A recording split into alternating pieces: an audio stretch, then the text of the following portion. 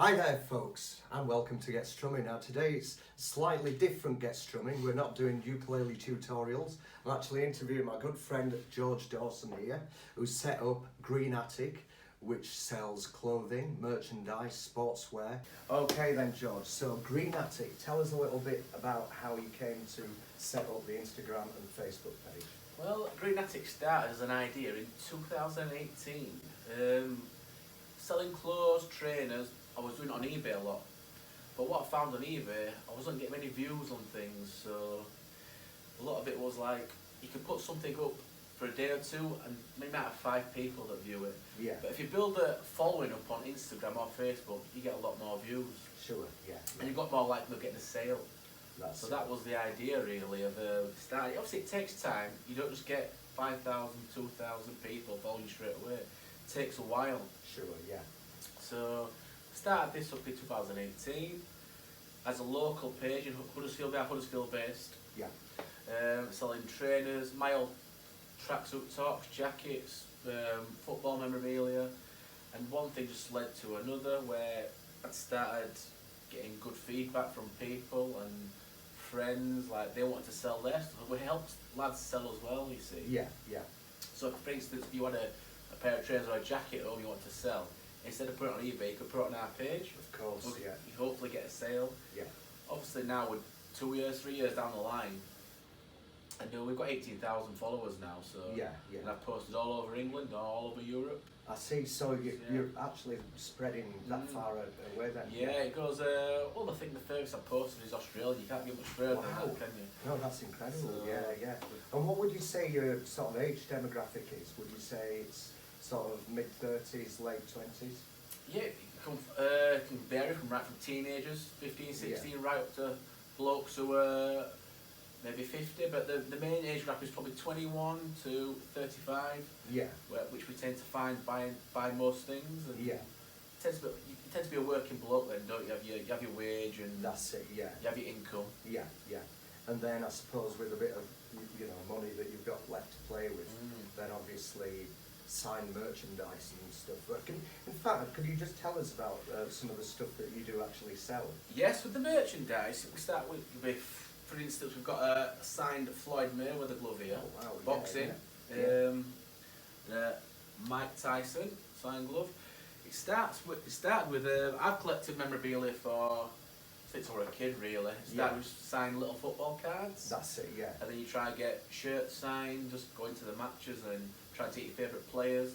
But as the years progressed, you get more sports stars like your Gaza, Beckham, your big ones where you try and collect and you put them away, and they become worth money in time. Yeah, of course, yeah. You don't have thoughts of selling your 12, 13, you don't have thoughts of selling your collection, do you? You just want it because you want can it. say you've met that person and here's the evidence. I Yeah, suppose. and it starts as a hobby, but then it can become a job. And but I still collect my own things that I display on the wall here, for example. And you just mentioned Paul Gascoigne. Yes. This lovely piece there. We do have a dedicated piece here that Gaza did to Green Attic, signed by him, with his picture and the plaque. That's absolutely brilliant. Yes, so you've got proof of, it can validate what you've actually purchased as well. Yeah. Well, this was a good friend of mine who lives down in London. He did his personal signing with Gaza. Of course, I buy a lot of memorabilia of my friend down in London called Chris. Yeah. And so Gaza came to his house and I just said, can you get me a shirt done by Gaza? And obviously we've got it framed, it's all proudly on display here. That's absolutely brilliant, yeah. And you've got other stuff, I know you mentioned, like when you were a kid, that you obviously, because you were first into sports, weren't you? Yeah, sports always been into, as long as I can remember, 5, 6 year old. Football was always the main one. That's probably my main source of sport, but I've tennis, cricket, boxing, and then music came into play when I was about 10, which was about 1996 when Oasis came massive. So you're quite early really into getting into music, because 10, a lot of 10-year-old kids are probably still playing on the computers. You got into Oasis big style, didn't you? Don't get me wrong, I was still like my computers, but I was growing out of that phase. Yeah, sure. Quite quick, because I'm more of an outdoors kid. Yeah. Playing football, riding my bike. That's it, yeah. And then I think in 96, all my friends were a bit older, the lads, maybe 13, 14, and they were buying the Oasis CDs, and they're like, you get drawn to it, and you think, oh, what's this? And then I wanted to have a little dabble, and you buy your first CD, ask your mum could have some money to go buy. I think it was Wonderwall just come out.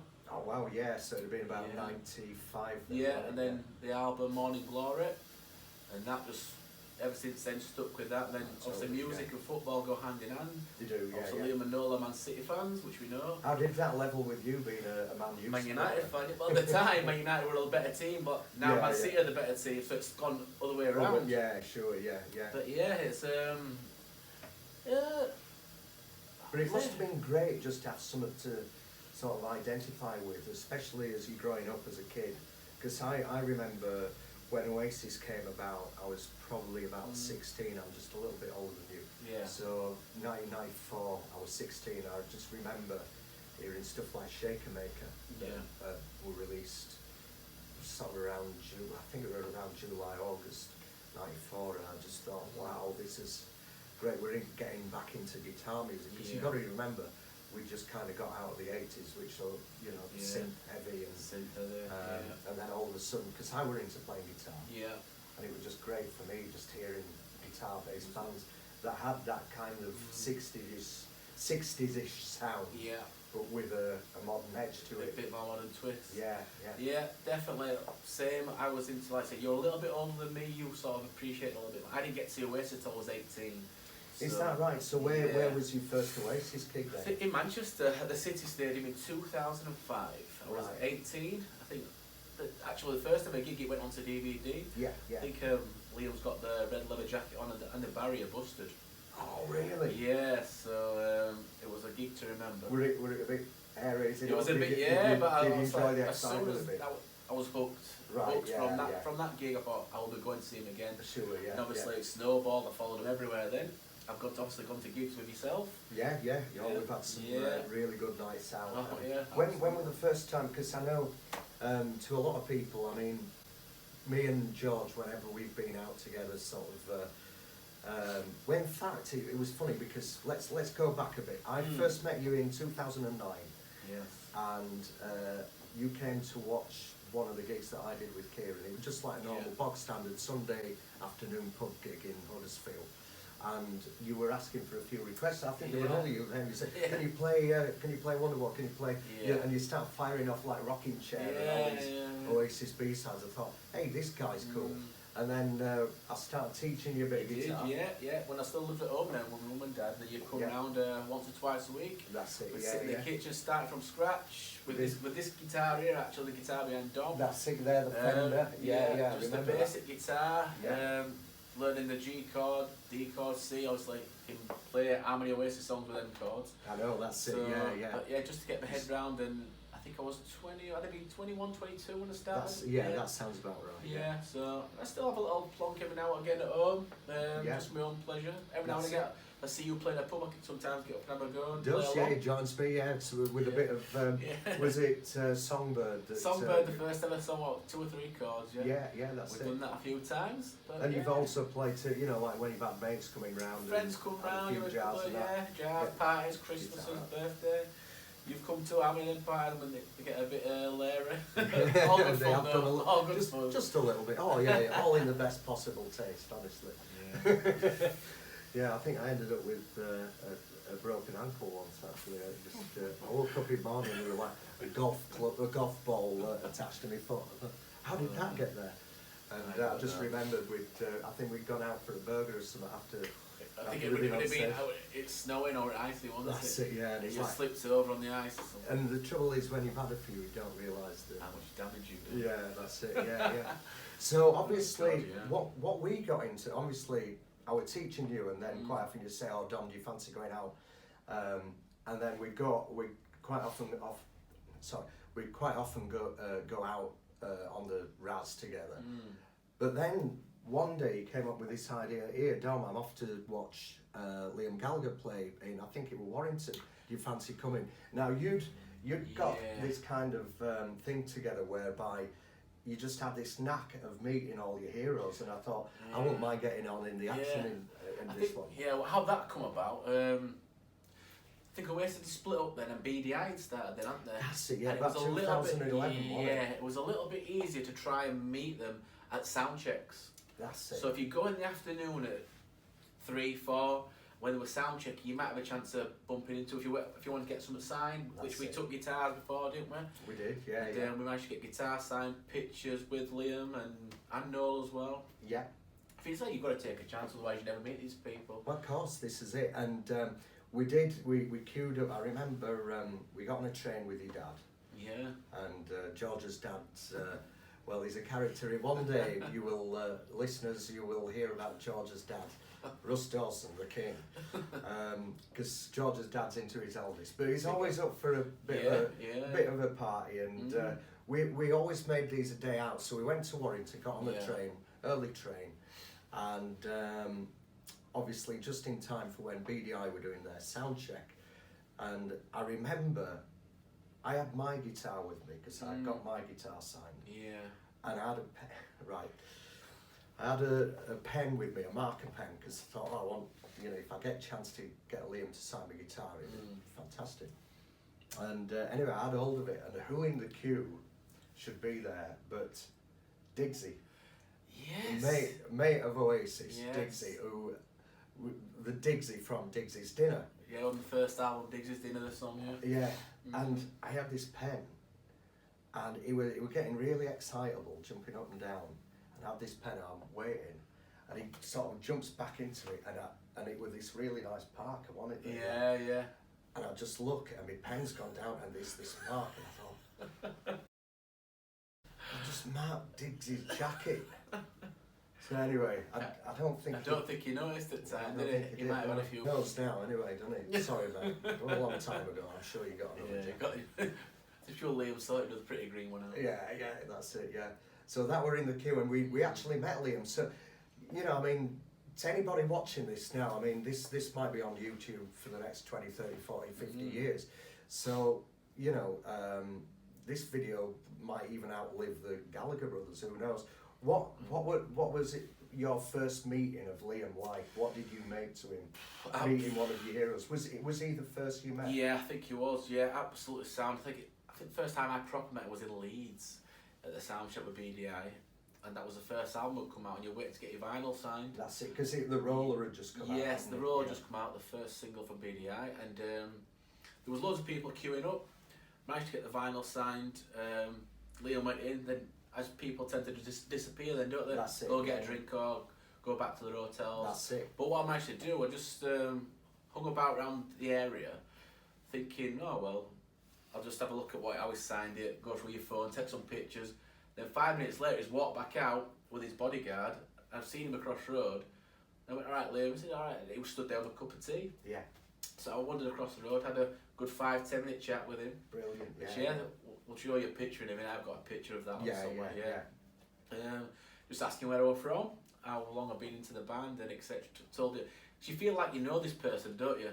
You've got a kind of, him. you've got you kind of know them in a fictitious kind of way in your own head. So you've got this, with heroes, I suppose you've got this relationship with them, and they often say don't meet your heroes because you don't want to be disappointed, and that image that you've got of your hero might not live up to what or their persona in real life might not live up to that image you've got. But with Liam, really does. In fact, he's even better in person. Real life, isn't I know the media over the years have made him out to be the baddie, haven't they? Sure. Bit of a gives it all, but I think that's a lot of it's for the papers and the media and that. Yeah. But I was just stood there by myself with his bodyguard. Managed to get another picture, a better picture with him. That was the first proper picture I got with him. Yeah. Just how much I liked Oasis, etc. And he's had up from Huddersfield. Oh, you're not far then. Just a really down to earth chap. And then I think since I got to know his bodyguard, then that's it. Yeah, you did. And we met him a couple of times since. And he recognised us, even when you went to the HMV signing. And then we got invited to the Pretty Green launch night. That was 2012, I think, wasn't it? That was the second album BDI did. Their last album. Was that when they played at the halls in Warrington, or was it another? No, that was Manchester. We did the sign of their second record. Yeah. We went, me, you, and another lad. That's it. And I think we got a CD signed and whatever, and then his bodyguard said, "Oh, We're doing a we're doing a private gig at the Pretty Green Green shop shop. in Manchester That's tonight. it, yeah. Would you and your mate like to come and then he stuck us 3 wristbands on, didn't he? That's right. Yeah, I remember now. Yeah. Mm. Yeah, because earlier on we went to get his album signed. I remember you went first, Yeah. and then we were because obviously they were Gay March. Yeah, and, you know, a lot of them. Yeah. And we're all signed. And Liam looked up to me, and because I think we were wearing a John Lennon at the time, and it was that pretty green Lennon jacket as well. Yes. I remember him saying, "Fucking smart, boss." Yeah. And I thought, yes, Nice, I've been given validation, sartorial Well, look, there is validation by Liam Gallagher. we got the wristbands, didn't we? Then We did, I think I was supposed to be working a night shift that night. Obviously, I rang in. Well, I was yeah, very you're not sick gonna that miss night, out. obviously, wasn't I? So, I left that job not much longer anyway. That's it. Yeah. Um, I remember that. yeah. You rang in sick. I rang in sick. And it was just playing. It was a really low key gig, Oh, wasn't it was it? in the shop, an acoustic shop, in the acoustic gig in the shop, and we was from here probably to the camera now, weren't we? Yeah. That close Just from a Liam couple of meters. yeah. Wasn't it? Yeah. Oh well, we could never get any closer really. And then we were really on top form as well. I Oh, mean, his voice was spot on. It was, yeah. I know he gets a lot of jip over his voice, but I think with I think when you're a lead singer, it's really difficult because that's all you've got. That is your instrument. That's your instrument, rather than like if you play a guitar, then you can sometimes use it as a kind of barrier between you and the audience. You've got something to sort of hold on to. Whereas when you're a singer, it's just you're laid bare, kind of, so to speak. 30 odd years now, 20 odd years, 30 years singing live. Exactly. I always think as well that, for certain singers, it's particularly difficult to sing the way you used to when you were, say, in your teens or your 20s. Because your vocal folds thicken over time. And it's, to get that, like with Liam, he had that kind of youthful rasp to his voice, that when he's doing a shine, and it was really trebly, and as he's got older his voice has got deeper, but I think, to be honest, I've seen some footage of him playing recently, and I just think, well, he's singing just a bit older, looks after himself a bit better. Yeah. I to be honest with you, I know Liam and Noel both get stick from both sides of the if you're an old fan, then you're going to give Liam stick. If you're a Liam fan, you're going to give Noel stick. Yeah. But what's your take on it all at the moment? I think a lot of it's tongue in cheek, isn't it? But a lot of people do prefer the Liam stuff, which is a lot more heavier than the Noel's gone a bit of a different direction, hasn't it? A bit more chilled and a bit more out there, which I do like some of Noel's stuff, but I tend to sway more to Liam. Yeah. I like the rock and roll side. Sure. Don't get me wrong, if someone said, do you want to go watch Noel? I'll be there, good to watch. I still like a lot of his solo stuff. Because I just think, these days, like, everything's polarised, so you've got to either be for us or against us, or you've got to be one or the other, and it happens in all sorts of things in society, and especially like with Liam and Noel, you're either one or the other, whereas, to be honest with you, I think Liam's doing brilliant, like he brings out his own albums occasionally, he does some great stuff, like when there were the Manchester bombings, I know. Great cause, he stepped right to the front for that, and also the NHS gig that he the did. free gig he's just done. Ago, And I think the guys, and also not only the guy wears his heart on his sleeve, but I think also he's keeping that that appetite for Oasis songs going. Yeah, because he's still singing it. Because Noel obviously.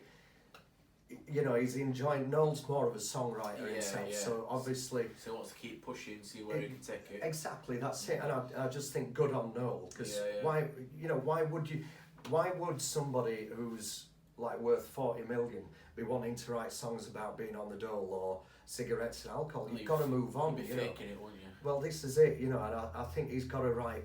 Whatever he's writing has got to be contemporary. It's got to be from where he's at now. I mean. As much as I love Do You Want to Be a Spaceman and Live Forever and all that, they were of a particular time. And I think with Noel, because he's been a songwriter, and that's his main job as a musician, then it's natural that the guy's going to want to kind of progress. Whereas Liam, because everyone knows him as being the lead singer of Oasis, it makes sense for him to go out, and why not just give people what they want? Yeah, Give them there that. is another generation of kids that have not seen them songs live. Exactly, and heard yeah. them songs live. So I think everyone's a winner because, let's face it, by Liam promoting Oasis, Noel's gonna, all the young people are gonna go out on Still buy the Spotify and buy the records. Yeah. So Noel's gonna, profit with the residuals there. So everyone's a winner, One of them bands that will still continue to sell even though they're not around. Absolutely, yeah. Because every generation, it's like the Beatles now. There's the Get Back documentary coming out. Yeah, that was 50 years ago. Yeah. That every new generation seems to. Good things tend to get passed down generations, like you say, your Beatles, your Rolling Stones, Oasis. You go around the city centre, you see Oasis t-shirts, Beatles t-shirts. This might be a kid at 12, 13 with this t-shirt on. That's it. Yeah, All they're just starting out with their life journey. You know when you kind of made it as well as a band, when you're not just a band, you're a legend. Because you'll get young people wearing your t-shirts and they won't even know who you are. Yeah. But it's just you're iconic. It's cool, yeah. It's a bit like the students wearing the Che Guevara t-shirts. They probably don't know who Che Guevara was, but it's just the fact that it's such an iconic image. And like with Lennon now, a lot of kids might not. They might know Imagine or something, but it's just that iconic look. John Lennon look. Yeah, and I think the same's happening with Oasis now. They're becoming legendary, and let's face it, for the last 20 years, really, since probably the Arctic Monkeys in Britain, there hasn't been an influx of bands. So the last rock and roll stars, really, you had the big rock and roll stars were Oasis. Yeah. And they're up from that time. What they call it, the pre-digital age, wasn't pre-digital, it? yeah. So it's because it's like Noel was saying just recently, the last time that you had like a big crowd gathering of young people was at Nebworth in 1996. Yeah, that was pre-internet. Pre-internet. Pre-internet. Were you there, George? Or? No, I was only 10, you see, but I know a lot of friends that went. They were before camera phones and. Yeah. And like I said, at the start of the digital age was Arctic Monkeys using YouTube. That's it, yeah. To get out there and get the views. That's it, yeah. And now everyone puts their music on YouTube. That's it, and unless you happen to, have a lot of subscribers and you can monetize your channel, it's more difficult to make money from. I mean, even your sign bands, even your big bands now. Struggle, don't they? Yeah, you're looking at merchandise really as a way to and live gigs. Yeah, they've got to tour religiously to make the money and sell the merch because the physical thing doesn't particularly sell anymore. Like, I know your big artists, still like your Liam, your Noel, Paul Weller, they still release vinyl. Yeah. Because their fans, their fan base want to collect the physical thing. That's it. Yeah. So whereas can actually the younger generation probably I can't say some, but not the majority don't click, but it's on the phone, Spotify. Yeah. So they buy it on the phone, and they don't particularly own the physical item. Yeah. What do you make to that, George? The fact that, like, I know when, rewind 20 years ago, at least you could buy CDs, you had something physical. Yeah. To put in your machine, and before that, obviously, you had the vinyl or you had cassettes or whatever. Nowadays, it's just, I like that song, Spotify, play it, Well, I think. As growing up, I'd say with tapes, then CDs. Tapes left, and now CDs have left. Yeah. But one thing that's stuck around is vinyl. Of course, yeah. Vinyl just seems to be getting more popular again. Yeah. And the value of the first press of big albums hold good money. Yeah. For example, I see definitely maybe a first press last time, I think, in mint condition, I seen go for £300. Yeah. What's the Beatles album, which is the White Album, was it? White Album, first press in, I think Ringo's actually got the first press in the White Album. Yeah. But there's another one, the Beatles, Yesterday and Today. Did you ever hear about that? Yes. The one where they were sick and tired of having the pictures taken, just looking all sort of, sort of smiling and not doing much. So they wanted to put out this really sort of grotesque image of themselves wearing butcher smocks with bits of meat draped across them, holding dummies. And it was just a really sort of sick image that they wanted to sort of use. Anyway, they used this, they sent this picture out, and they used it on this American album called The Beatles, Yesterday and Today. And then Capitol Records suddenly got hold of this, and they'd already put out like So many of them. like a few thousand. Right. And Capitol said, we can't put this out. This is, it's absolutely Obscene. yeah. So they recalled them, and then with the ones that they recalled, they put plastered with wallpaper paste this picture of them looking all sort of. Right. So the people who do have them albums have obviously got something. Well, they're worth thousands. Then, yeah. So if you ever come across one of them Beatles dressed in white jackets, I'll keep my eyes peeled. keep your eyes peeled. Yeah. I suppose it's like the same effect with Lady Gaga wearing the meat dress. Yeah, well that's just it. Getting that See, effect. the Beatles sort of went there sort of 50 years earlier. They beat Lady Gaga to it. Yeah. And Macca won't do it now anyway because he's vegetarian. Yeah, you could get it on him now. So we've met Liam, and Yes. then we met Noel, didn't we? We did, yeah. We met Noel in Leeds That's it. at the new arena. Oh, it was, yeah, the big arena, yeah. And once again, it was the sound check, wasn't it? It was, yeah. The sound check, you take your chance. It was, 10, 15 people there?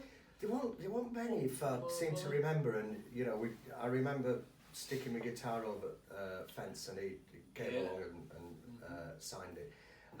And your daughter was there at the time as well. Yeah, Lila. Yeah. Yeah, she was there at the time. What she had been then? 5. She was, yeah. And she that was really actually, young. that was the first ever gig. I took her to that gig that night. Yeah.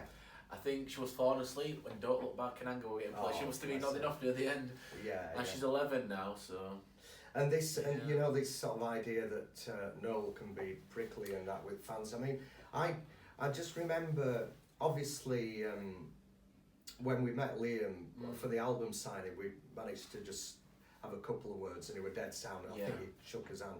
Noel, obviously, I don't think it was that he didn't have time for fans. I remember actually that he had a really bad cold that day, and you know what it's like when you got a cold. Yeah, I think he mentioned it, didn't he? He said I've got a bit of a cold. But I tell you what though, he worked his way from one end of that queue right to the other. He did, he signed everyone's stuff. He did, and I think he gets some I know.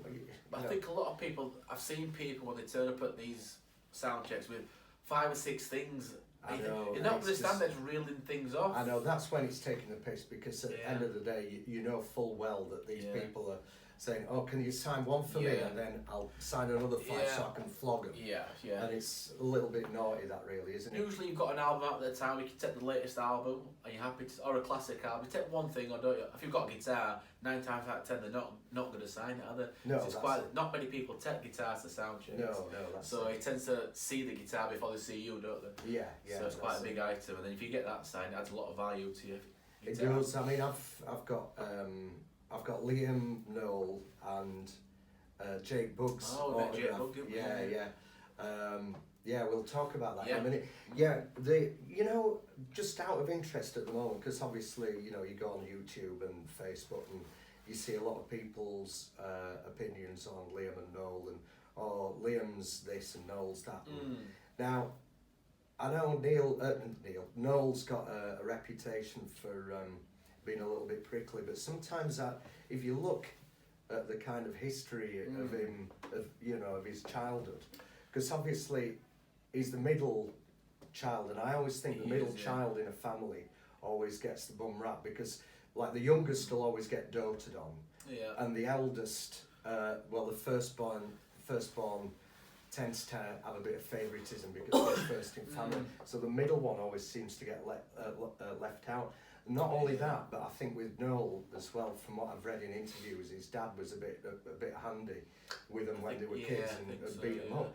And quite often, again, it's usually the eldest and the middle one that gets beaten up, and they'll protect the younger ones. So maybe Liam didn't really experience some of the beatings. I think he said in past interviews that he didn't tend to get any abuse from his father. I think it was Noel and Paul. That all got the worst of it. Because I think that's got it's going to have an effect on you in later life, and I think sometimes Noel can come across as being aloof or even quite. I'm trying to think of the word here. Quite cold, but I think if you've had that kind of upbringing, you're kind of gonna put a barrier, aren't you?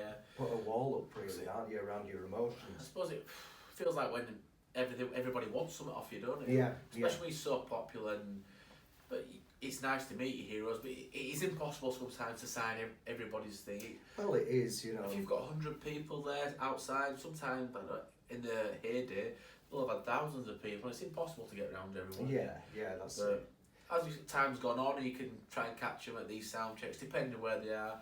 I'd say 9 times out of 10, he signs more stuff for people. Yeah. You can't knock him for that. You Really. can't, no. And I mean, you know, like certainly my experience, and I know through, I think every time I've met them, I've been with you. Yeah. And I've got no bad to say about them at all. I think both of them are sound blokes in their own way, and I think what they're doing at the moment is the best of both worlds. Because, like we've said, Liam's got his own niche, and he's great at, you know, continuing the legacy of Oasis by singing their songs. And then Noel's great because obviously he's just an artist in his own right that's putting out whatever music he wants to, and I think in a lot of ways, good on him for not wanting to just play the stuff that that made him famous. I mean, he will play them, won't he? I mean, he does like Don't Look Back in Anger and the big hits. The hits. But you know, quite rightly, he just wants to, you know, keep nurturing his own gifts as a musician. I think we know he's on his own label, isn't he? So he has a bit more leeway. Yeah, that's true. So with Liam signed to Warner Brothers in it, so they'll probably say we want this. Sell X amount of this, and then you can obviously sing your Oasis stuff as well. Yeah, that's it. Where Noel can choose what he wants to play at his gigs. So. All right then, here's one. Do you think they'll ever get back together? Ooh. 5 years ago, I would have said yes, but as time's gone on, I think Liam's getting more popular with the younger generation. I think he is. And I don't think he particularly would need it now. I don't think he'd need it, certainly not, no. But do you think he'd still want it? One day I'd love to see it again, because I know how good it was. Would it be as good again? I don't know. I'd love to go one day with my daughter, when maybe say she's 18 and I'd be early 40s then, and just to say, look, you've seen them. Yeah. It's like just seeing the Stones or the Who. Yeah. This is what I've been rabbiting on about so many years. And I thought one day, fingers crossed, it happens. But I have been to Liam gigs solo, and they're just as crazy as the Oasis days, because the crowd is so young, from 18 right up to my age, even older. That's it. It's such a varied crowd of ages.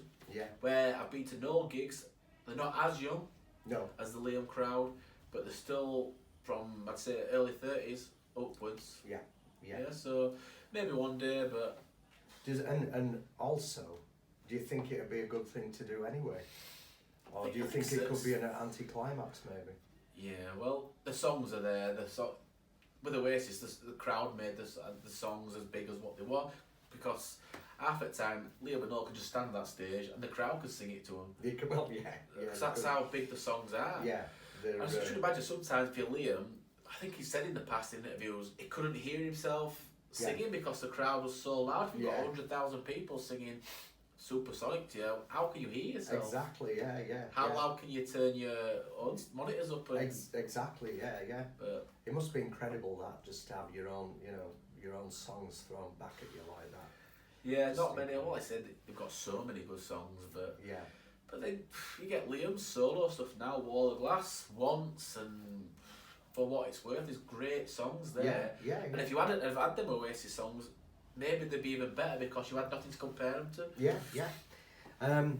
We're also, we just mentioned before as well, there's somebody else that we managed to meet, and that was, I think this was in 2011 when we went to see Jake Bugg. Jake Bugg in Manchester, Apollo, was it Apollo?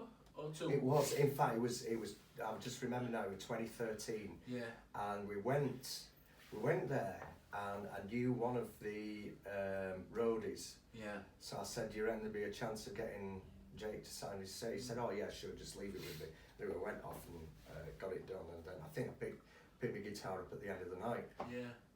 Really good gig. This was when the second one had just come out. The second album had just come out. Yeah. So obviously we went along to this gig, great gig, and then when we came out, we went for a drink at the pub next door. Yes. I forgot the name of the pub, but it's this little pub that's next to the Apollo. Literally next door, and attached to the building, I think. And there was this guy there. Now, bear in mind, this is when I used to drink, and I think we'd really had a skinful this night. Yeah. I got my guitar back, so got in the pub, and I'm there, and I've just been a total bloody show. Lightning bolt, wasn't it? Playing lightning bolt. And all the pub was singing And, everything, and then I looked and I thought, is that Bez from Happy Mondays? And of course, because I was a little bit steaming, I couldn't quite work out. But it was John Bishop. Yeah, the comedian. The comedian, Yes. yeah. And this is just when he was starting to... Scouts, they were getting really popular, yeah. wasn't it? So he was there at the bar, and I noticed, and he's there with his phone filming all this. Yes. So we went up to him afterwards, and then...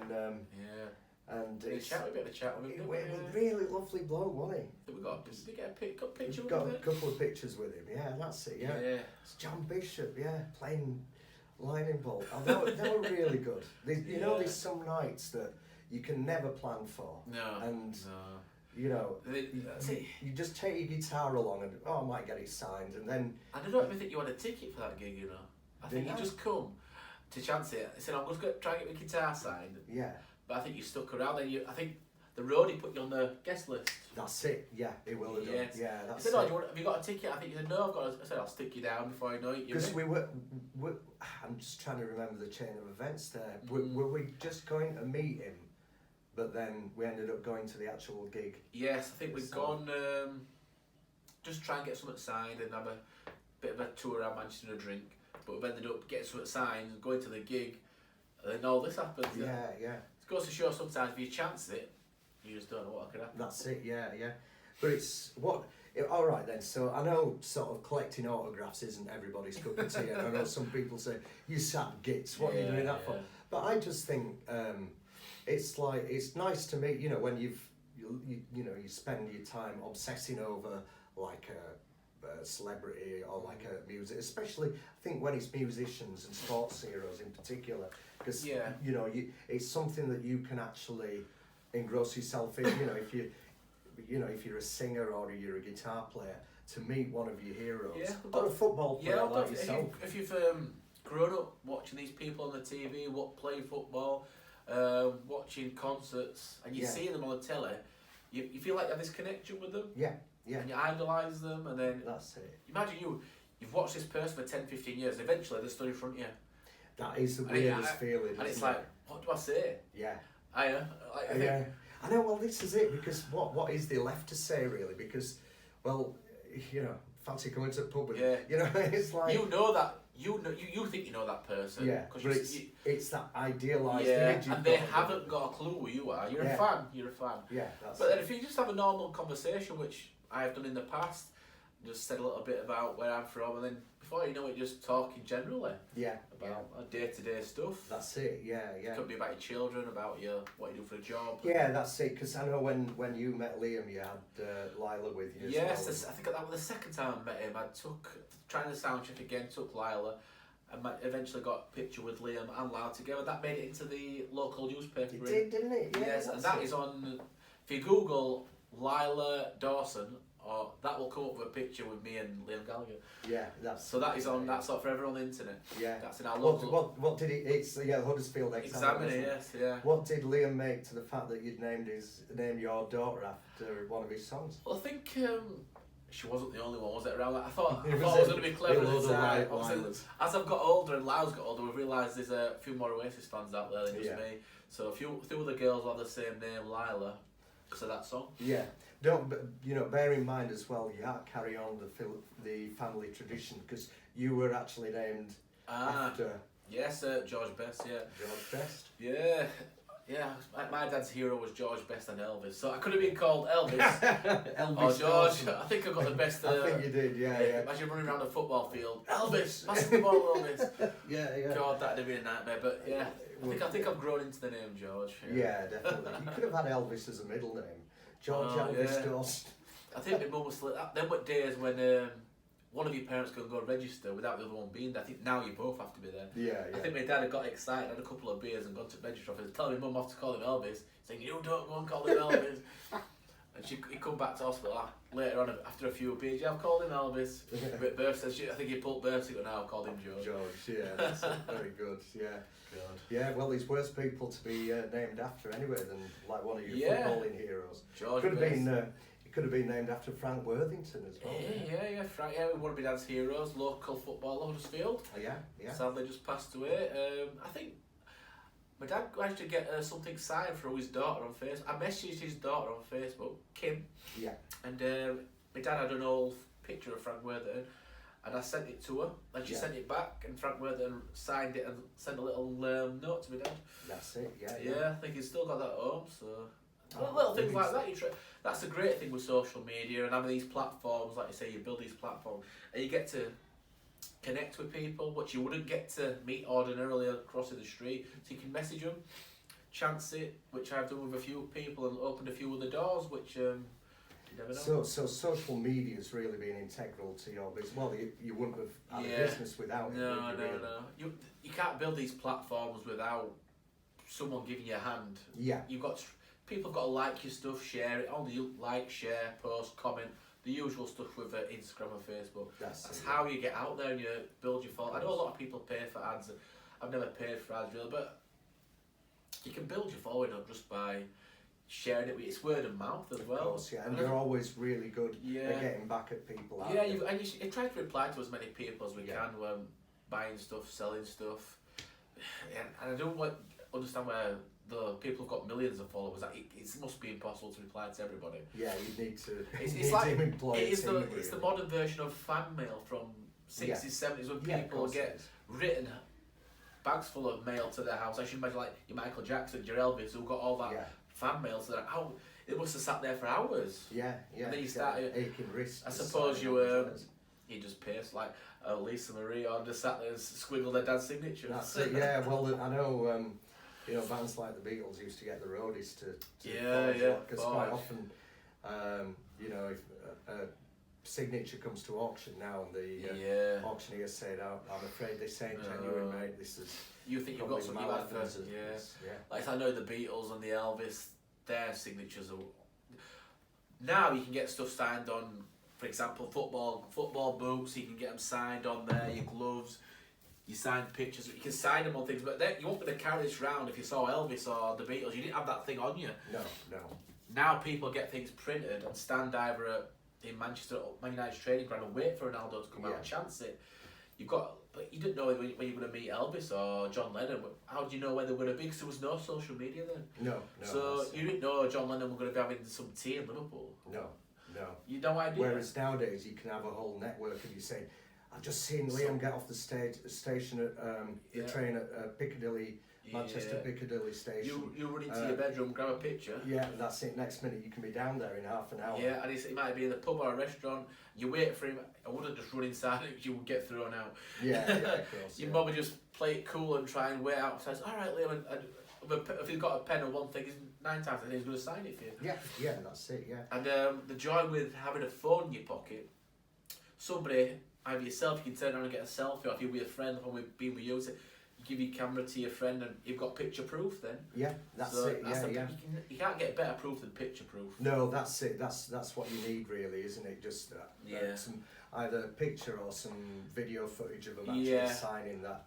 The lot of memorabilia I've got, it comes with a COA, which is called a Certificate of Authenticity. I see. So, for example, stuff I have on my page, everything will come with a COA. Yeah. So it's either come from myself or some supplier that I know personally. Yeah.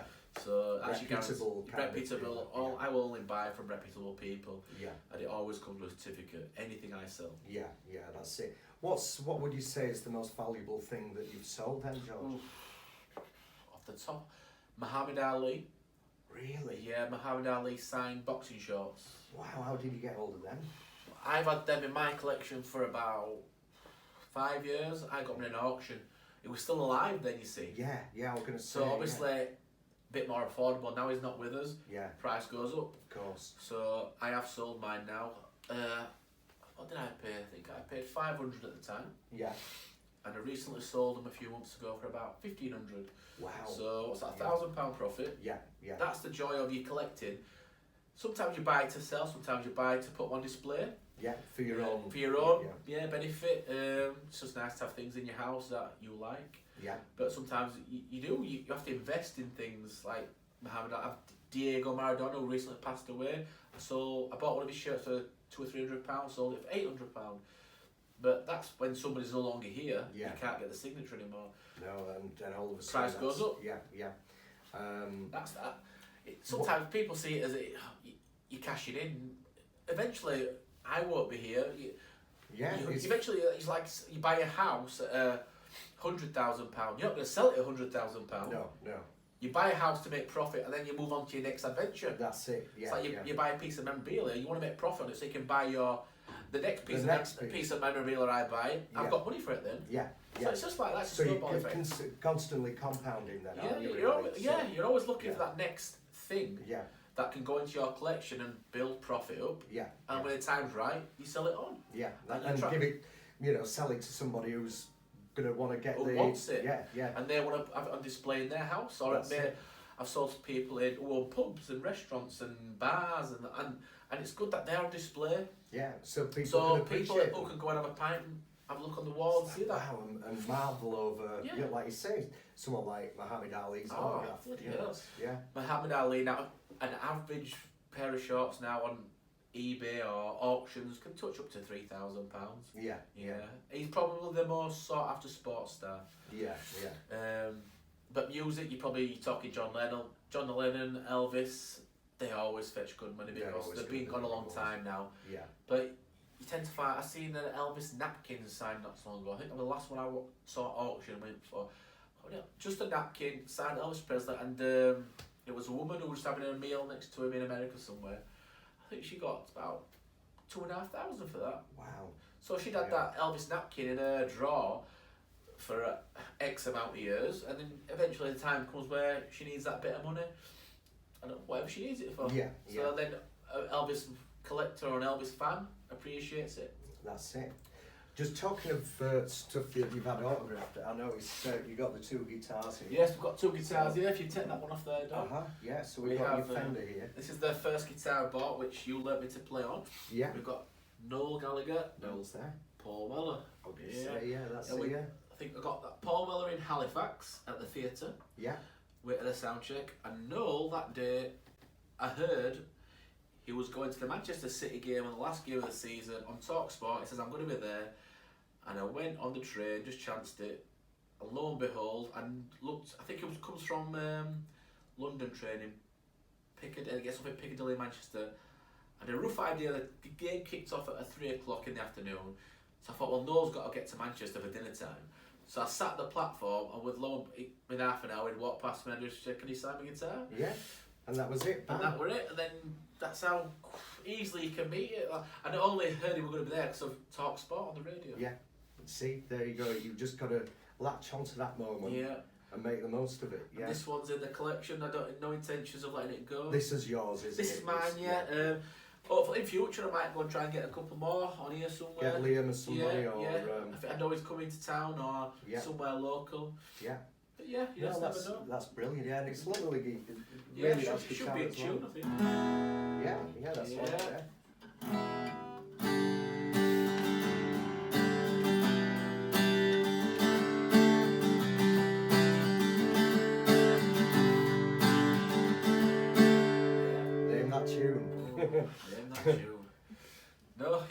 That was it's an Oasis song. Yeah, I paid very similar. I paid £20 for that from a friend we used to work with. Yeah. And it's probably worth about the price now with Paul Weller and Nolan now. I'd probably put that at maybe between £800 and £1,000. Wow. From a £20 guitar. For a 20 quid guitar. And if I get a few more on it, who knows, I might get Liam on it or whoever else is in town. Always add value to it. And what about this one here now? This is the Epiphone. There's no signatures on this one, but this is the similar one to what Noel plays in Oasis. So this is the Epiphone copy of the... Yeah, I think he has the Gibson, That's really got a beautiful tone, this one, actually. Yeah. You can feel that bass on it, actually, for what is... I think they call it the Epiphone EG Jumbo. The Jumbo, yeah.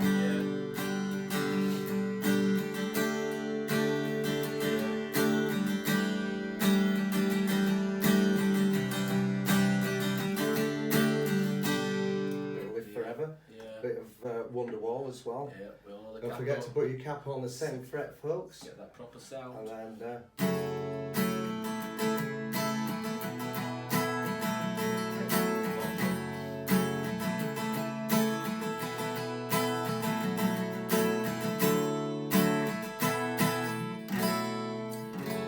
Yeah, I've had that guitar probably, I don't know, what am I, 7 or 8 years, and it's a lovely guitar. it is. It's I think beautiful. you've strung it a couple of times for me as well. Yeah, yeah, and they're the strings. Well, these are pretty clean. Yeah, Yeah. They should last you quite a while. Yeah, It's a beautiful lovely that, George. guitar, that one, yeah. Yeah, But like I say, you've come to a lot of parties here, and you always pick the guitar up. We have a good sing song, don't we?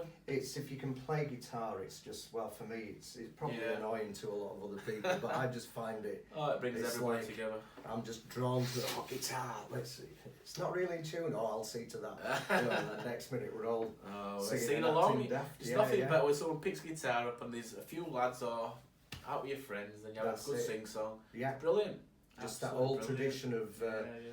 you know, just everyone same sort of mindset, all into was rock and roll, Yeah. just to having a good party and all that. Absolutely. Yeah. Bit yeah. of football as well, yeah, Bit yeah. of football. and We're just yeah. going to say as well, folks, George actually, you used to play for, was it Ashton? Ashton United, yeah, I played for Ashton in the conference, yeah. I was about 1920 then, a couple of seasons at that level, which was Yeah. good, yeah, semi-pro.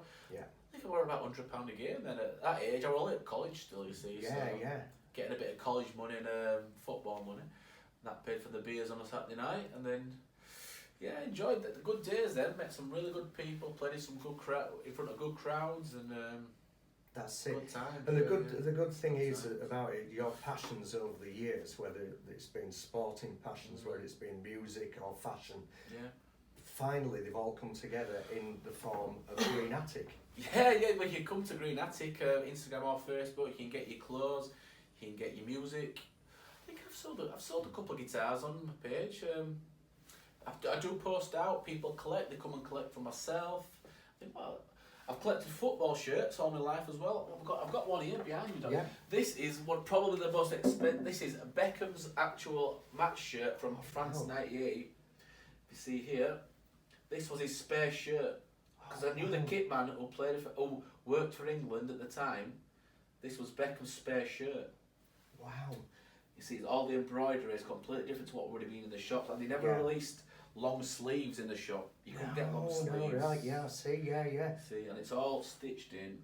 So is this part of your own collection? This Yeah. I paid quite. I paid. I sorted the guy who sorted me out of it. I sorted him a few beers out and a couple of quid. Yeah. But I bet you did, yeah. that one is probably the most valuable shirt I have. Yeah, I've got tons of them. I've collected football shirts since I was a kid. yeah. But yeah, there's that one, which is worth a lot of money. And this, because we are in Huddersfield, we are based in Huddersfield. Naturally. Let's have a look. This is Huddersfield's town shirt from the first season in the Premier League, and they beat Man United in this. Really? Yes, they beat Man United wow. 2-1 when they were in the Premier League, Yeah. which I didn't hear the end of because I'm a Man United fan, but Yeah. once I live in good- Huddersfield, You know what? I do actually remember it now. Yeah. the town beat I Man United that stayed. day. I refrained from actually commenting on Facebook. I didn't want to upset you. No, but it's all good banter, Of and course it is. Yeah. the town were in the Premier League for a couple of seasons, and I have every town shirt from the Premier League because I know in 10 15 years when they'll be nowhere near the Premier League again, Yeah. all these town shirts will be worth a pretty penny. Yeah. So that just comes from collecting, of knowing that I know everybody who was 10, 11 years old who wore this as a kid will want this as an adult. That's it. Because Yeah. I was like that. Because you were the same. Yeah. And it just goes to show again that you know your business. To be You good know- vintage. Yeah, that's it. You know your fashion, you know your sports, Yeah. you know your music, and also you respect the fact that, you know, whenever people are buying from you, that they want the legitimate, Of course I do. you know. Especially with football stuff now, you get a lot of, they call them reproductions. Yeah. So a shirt from the 80s or the 90s, so Man United or England, for a classic Man United shirt in 99, which they won the treble in, a home shirt in mint condition could be £300, but then a reproduction you'll get for £30. Yeah. Which is alright if you want to knock about in Yeah, the pub, sure, but if you're a proper collector, like anything you collect cars or stamps, you want Yeah. the real deal. That's it. Yeah. Like I say, music, clothes, fashion, all going hand in hand, and that's basically how I started the pages up. Where I wanted a place where you could come and pick up a football shirt, Yeah. original one, or if you wanted a pair of trainers, we sell trainers. If you wanted some memorabilia, it all goes hand in hand, and we sell this. We're talking about vinyl earlier. There we This go. is a Liam Gallagher vinyl. Liam Gallagher Unplugged. I actually went to this gig. Did you? Yes, MTV Unplugged. Oh yeah, I remember it. Yeah. Went with Cora, my partner, and this is the limited edition splatter version. Oh wow. See Yeah. that one? Yeah. So this is what we're about, artwork and stuff.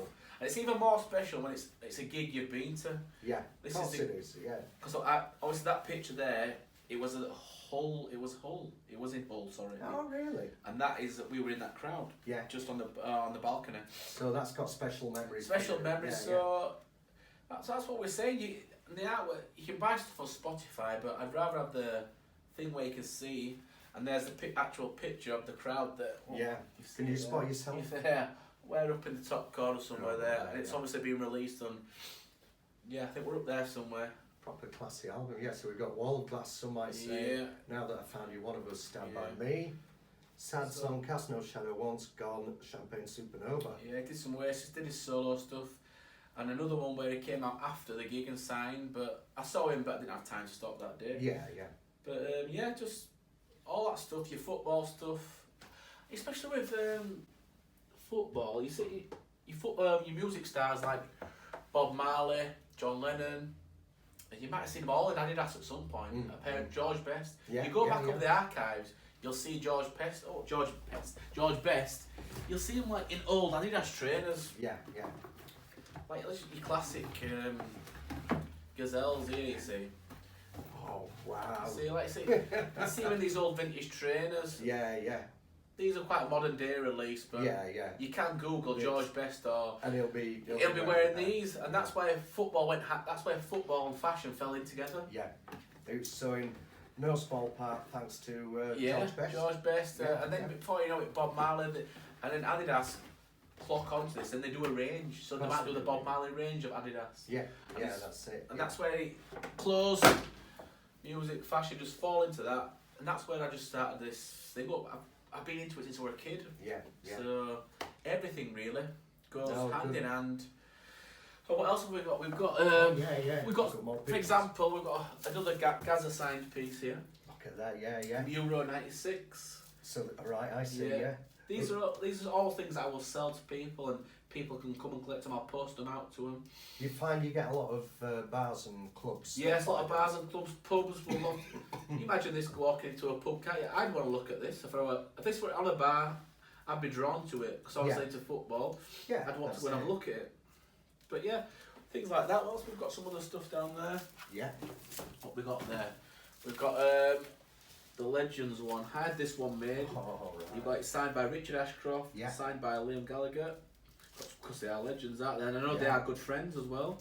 I've And just recently listened to the cover of Come On People, Yes, they've done it together, haven't they? It's which is brilliant. actually my favourite Ashcroft. Yeah, come on, song. people are making it now, Yeah. and they've done a great job of it. Oh, it sounds incredible. For Yeah, example, these are photos that I've collected over the years, signed, Yeah, and had them made into something nice. yeah. Instead of that's just it, having these photos locked in a drawer, Yeah. I'd rather get them put into a nice piece where I can keep it myself, or someone else Or can have the someone- pleasure. Yeah, that's it, yeah. Yeah. That's a great one. I Yeah. love that. There's one more next to you there. Uh-huh. The Chief. The Chief, as he was known in Oasis, wasn't he? Signed by Noel there on that photo next to you. Yeah, yeah. Another one that I had done. Just from See. either sound checks or just over the years when I've met him, because I've collected for 20 years. Yeah, So yeah. the amount of stuff I've collected might as well be put to use and go to Of nice course. pieces. And I do use a great framer in Halifax. Oh, right, I see. Yeah, so yeah, it's yeah. professionally Yeah, framed yeah. and I use these guys all the time. Anything I want framing, I take them to them, Yeah, and they do a brilliant job. yeah. So I love the cutout there. Yeah, It's, yeah. Really I just done tell them how I like it, and then Yeah. within a couple of days they've got message when it's done. Yeah, yeah. So I do make to order. If somebody says I've got a Bon Jovi photo at home and you wanted to give it to me, I could get this done for you. Similar, or you just tell me how you want it, I could get it done for you. Yeah, yeah. But yeah, things So, like that. which of these items then, obviously, I mean, I know your guitar's not for sale, but which of these items have... Well, you could go onto Green Attic Instagram or Facebook. These will all be on our page where you can scroll up and down. They'll be there. I think actually a couple of these have sold actually because I'm going to due to pack these up and take them out to the post office. Yeah. One chap's bought these a couple of days ago, so these will be getting delivered before Christmas for him. I think they are gifts for presents, actually, which people in lockdown built a lot of bars, didn't they? They did. In the garages and stuff, and man caves. Yeah, I've been to one or two of them. Yeah, but it's yeah, brilliant idea. hence why your music, your football boots, this is a Maradona boot, I think there's Steven Gerrard boot here. All right, yeah. Signed football boots always look good on display. They could be Yeah. mounted into frames. Yeah. Your boxing gloves can get framed. Yeah, definitely, yeah. But I've got a bit of like contacts, and I know people who do paid signings. So, for example, I don't know. Let's take David Beckham, for example. If he was doing a signing with a company, and I message that company, I want 10 Beckham shirts. And I buy 10 Beckham shirts off them, take them to my framers, and however I want them, and then obviously sell them to my customers. That's it, yeah. And your customers are obviously, they know what they're going to get, they know it's going to be quality, they know it's going to be legit as well. Yeah, absolutely. Yeah. Nobody wants a fake, and we have no intentions of selling any fakes to anybody. Because you know what it feels like, you've been a collector yourself. Over the years, and I think everybody at some point gets done over. It's part of learning the course it is. The art of collecting, I suppose. Yeah. Well, George, I'd just like to thank you for this chat, and it's been great reminiscing as well. I'm sure we could have been talking about all night, couldn't we? I think we might be doing this again anyway. Yes, once Get Strumming manages to go live, I think we could have a bit of a live Q&A session. Absolutely. But from until then, I'd just like to say thanks for having us, George. It's been a pleasure, Doc. Thank you, anytime, mate. Anytime. And just again, let everybody know your Instagram and Facebook. Official Green Attic on Instagram and Facebook. If you just click on the link, follow us, and then there you go. All the stuff that you've seen today will be on there, and plenty more. Top stuff. Take care, folks. See you later, guys.